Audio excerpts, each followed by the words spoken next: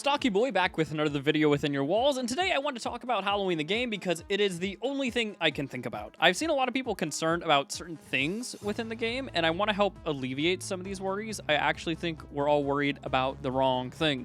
So let's get the elephant in the room out of the way. Gun Media's name is attached to the project, and lots of people are worried that this will mean the game will receive an early grave. I think there's some very important things to take under consideration before making a final decision. Gun Media is not even the main publisher of the game. Ilphonic is, the company that has a reputation of supporting their games for a ridiculous amount of time. Predator Hunting Grounds is still getting updates. A 2020 game is still getting updates, which is unheard of within the ASIM genre unless you're Dead by Daylight or Ilphonic. Gun Media also joined this project very late. This was originally supposed to be a joint effort between Boss Team Games and Ilphonic, but at some point along the line, Boss Team was kicked and swapped a few months ago for Gun Media. Gun Media is mostly handling marketing.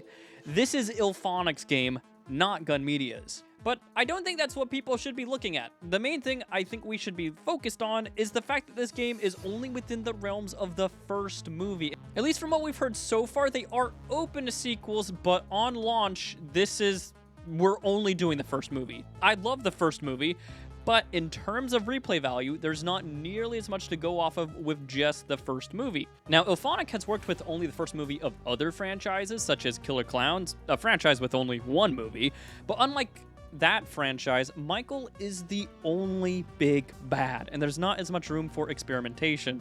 They have said they're eventually open to the idea of sequels, but not on launch. Original movie's cool, just worried about the variety of the killer and the maps, but maybe over time these issues will be alleviated because they mentioned several times on their website for the game that replay value is a big deal, so I'm very curious as to see what they're going to be doing to handle that.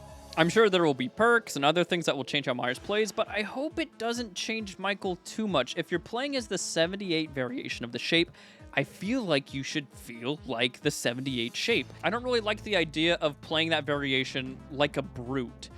Now, this isn't a problem that can't be solved, and Ilphonic makes it very clear that replay value is a huge deal for their single-player and multiplayer modes, so I'm sure they have something up their sleeves that will address this issue. My absolute biggest concern for the game is a role queue. I really hope that there are separate queues for Myers and the Haddonfield Heroes, as they're calling the Survivor role. I loathe being forced to play a role I don't want to play. Unlike other games, the roles play extremely different within ASIMs.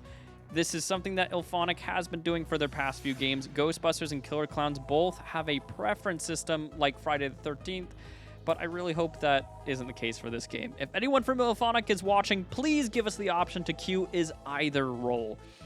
When I was deciding to get Friday the 13th or Dead by Daylight, while I preferred everything in Friday the 13th gameplay-wise, the one thing that kept me away from Friday was the inability to queue as Jason. I cannot emphasize how much I want separate role queues for this game, but I hope I could alleviate some fears and also just bring up my own personal concerns for the game. I want to see this game do well. It's Halloween the game. There has never been an ASIM that I want to do better than this one. This is my ride or die. So yeah, let me know what you think in the comments, and hope to see you on the next one. Goodbye.